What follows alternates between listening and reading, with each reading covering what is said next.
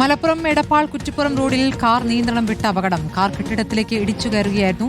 ആർക്കും പരിക്കില്ല. കാർ ബൈക്കിലിടിച്ച ശബ്ദം കേട്ട് കെട്ടിടത്തിന് താഴെയുണ്ടായിരുന്ന ജീവനക്കാർ കടയിലേക്ക് ഓടിയതിനാൽ പരിക്കേൽക്കാതെ രക്ഷപ്പെടുകയായിരുന്നു.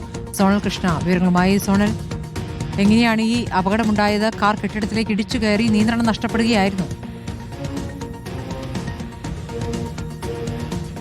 സ്മൃതി, കഴിഞ്ഞ ദിവസമാണ് ഈ അപകടം നടക്കുന്നത്. അതായത് കുറ്റിപ്പുറം എടപ്പാൾ പാതയിലാണ്, ഗോവിന്ദ തിയേറ്ററിന് സമീപത്തുള്ള ബിൽഡിങ്ങിലാണ് ഈ അപകടം ഉണ്ടാകുന്നത്. അതായത് നിയന്ത്രണം വിട്ടതിന് ശേഷം ഈ കാറ് ഈ ബിൽഡിങ്ങിലേക്ക് ഇടിച്ചു കയറുന്ന കാഴ്ച നമുക്ക് ആ CCTV ദൃശ്യങ്ങളിൽ നിന്ന് വ്യക്തമാണ്. അതായത് റോഡിന് സമാന രീതിയിലുള്ള പ്രതലത്തിൽ നിന്ന് താഴോട്ടേക്കാണ് ഈ കട ഉണ്ടായിരുന്നത്. അതിലേക്ക് ഇറങ്ങാൻ വേണ്ടിയുള്ള സ്റ്റെപ്പുകളൊക്കെ നമുക്ക് ആ ദൃശ്യങ്ങളിൽ കാണാം.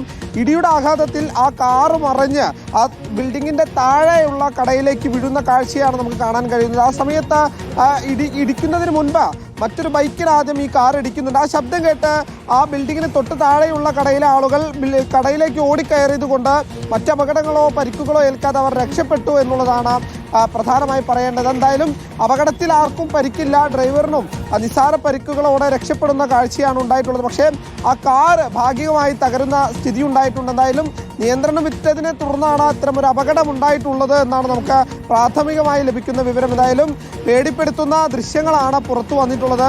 പെട്ടെന്ന് ദേശീയപാതയിൽ നിന്നും ആ കാറ് വളരെ വേഗത്തിൽ ഇടിച്ച് കയറി വരുന്നൊരു കാഴ്ച. ആദ്യം ഒരു ബൈക്കിൽ ഇടിക്കുന്ന ശബ്ദം കേട്ടാണ് ആ ജീവനക്കാരൊക്കെ കടയിലേക്ക് തിരിച്ചു കയറി രക്ഷപ്പെടുന്നത്. എന്തായാലും ആർക്കും പരിക്കില്ല എന്നുള്ള ആശ്വാസ വിവരമാണ് എടപ്പാളിൽ നിന്ന് ലഭിക്കുന്നത്. സ്മൃതി.